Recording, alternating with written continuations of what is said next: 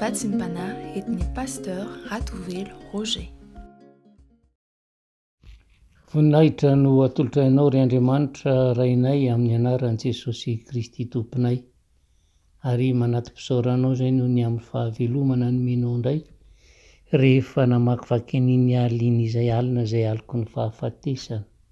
Natsapahanay tokoa fa tsy tompon'ny tenanay izay, fa dia namarinonao ny teninao hoe Jehova maniraka ny anjeliny mitombo manodidina an'izay rehetra matahotra azy. Ary dia tratran'ny maraim-baovao izay, maraina izay apetraka eo am-pelantananao, maraina izay ametrahanay ny fiainanay ho tantananao hatrany ary hanavaozanay ny fanoloran-tenanay eo anilanao. Ary dia mangataka famindrapo sy famelan-keloka hatrany amin'izay rehetra vita teo anatrehanao ka nampalahelo anao. Fa na inona Jesosy vitanay dia efa mahatoky izay fa lerahanao soa no efa nanadio anay hatrany, ary amehanay ny hery vaovao iainanay amin'ny lalana rehetra araka ny sitraponao. Dia mba tahio ny teny izay afafy androany, tahio ny fotoana, tahio ny connexion ary apetrako fenao am-pelantanao mba ho lavorary hatramin'ny farany izay rehetra kasainay atao amin'izao fotoana iaonanay aminao izao. Dia amin'ny anaranao Jesosy Velavian'i Nazareta no ametrahanay izany vavaka izany. Alleluia, amen. Dia fahaly miarabantsika amin'ny anaran'i Jesosy Kristy torohabana, ary dia fahaly manona ny fahasoavany ho mba ampiadanana ho amin'ny isan-tokantrano izay nampetrahano azy ankehitriny amin'ny alalan'izao hafatra izao. Ny boky mpitoroteny fa 8:5 no andeha angalantsika vatsy hoentintsika mamakivaky ny andro androany. Mpitoroteny fa 8:5 sy ny 9.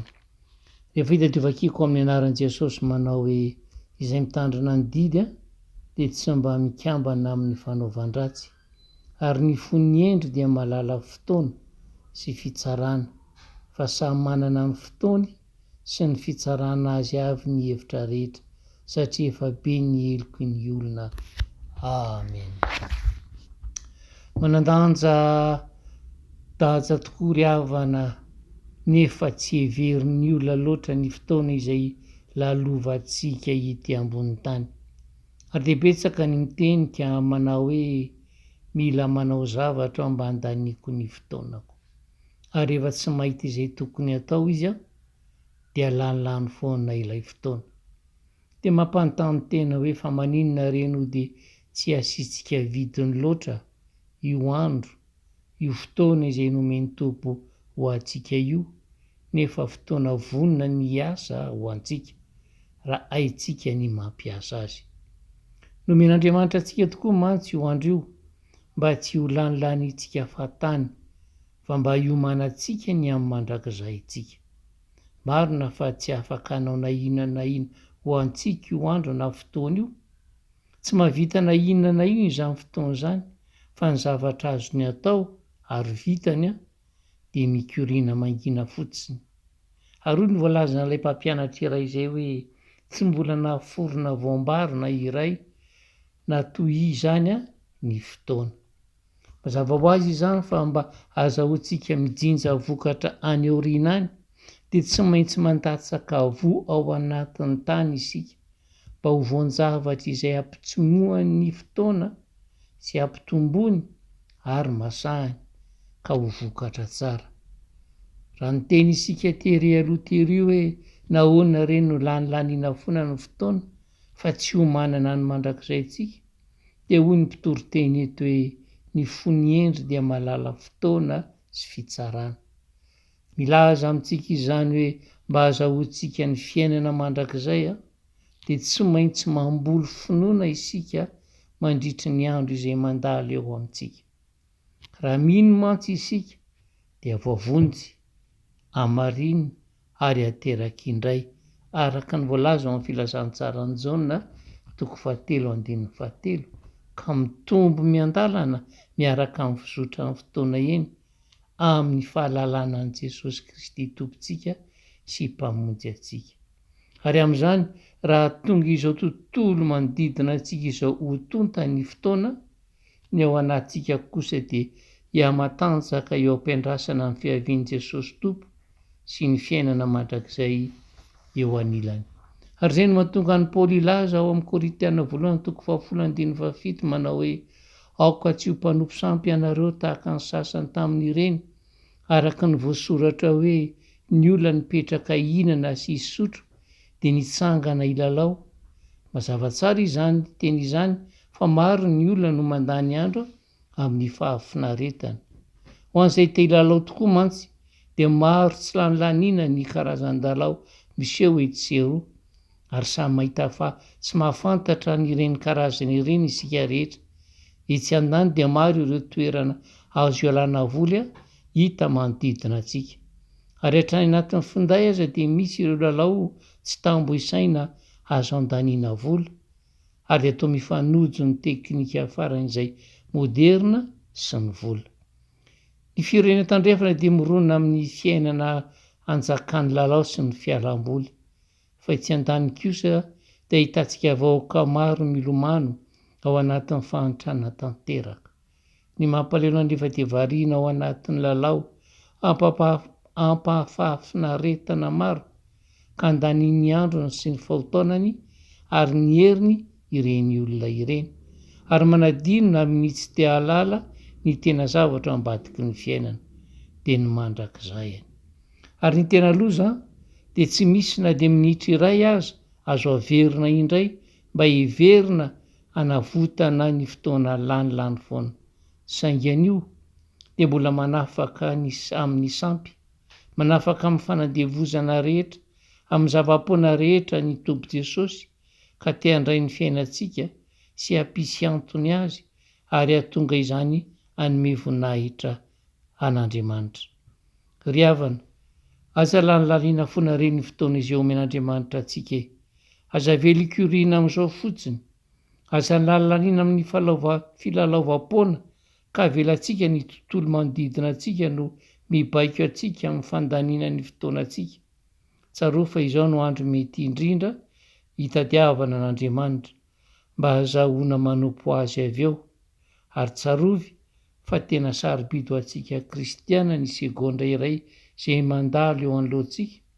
Fa i Joba dia milaza mazava tsara hoe mandany ny androny amin'ny fahafinaretana izy amin'ny indray mpimaso monja no hidinany any amin'ny fiainantsika. Mandalo fotoana manjombona isika indraindray ary heverintsika amin'ireny fa tafalatsaka ao anatin'ny aizim-be isika ka miraparapa mitady fahazavana eto amin'izao tontolo izao. Ho Jesosy, izao ny fahazavana izao tontolo izao izay manaraka aty sy mba handeha amin'ny maizina fa hanana fahazavana aina. Ry havana, te hampatsiahy ianao ny ten'Andriamanitra fa tsy misy loharanom-pahazavana tena izy sy maharitra eto amin'izao tontolo izao. Manindrahindra ny saina fotsiny ireny karazam-pahafinaretana hitanao ankehitriny ireny, fa rehefa ela ny ela fa foanana anaty, mankotanatana no ateraka izany ary miafara amin'ny fahaverezana mandrakizay ianao zany. Fotoana ary izao metrahantsika fanontaniana amin'ny tenantsika hoe sy mba ara-panavy isika ka mangetahita marina ny aona amin'ilay tena fahazavana ilay nanome antsika ny fotoana mba hibebahantsika, sa mbola hitoetra ao anatin'ny aizina ka ho very ilay mandrakizay izay efa voahomana ho ahy sy ho anao. Ho Jesosy, izao tonga amin'izao tontolo izao ho fahazavana mba tsy hitoetra ao amin'ny maizina izay rehetra mino ahy. Vonana indray ilay fahazavana avy ianao, fotoana sarobidy ho anao no novelarin'ny Tompo androany mba hinonao an'ilay tomponao. Avao zay ary ny fanoloran-tenantsika ka mivereny eo anatrehany amin'ny fibebahana fa miantotra sy mamindra fo Jehovahandriamanitra ary tsy mba hiamboantsika izy raha miverina aminy isika ary dia fohaniny sitraponao ka mamela an'Andriamanitra hiasa ao amin'ny fiainanao araka ny sitrapony satria manatanjona mazava ho voninahiny sy ho fahasambarana anao izy.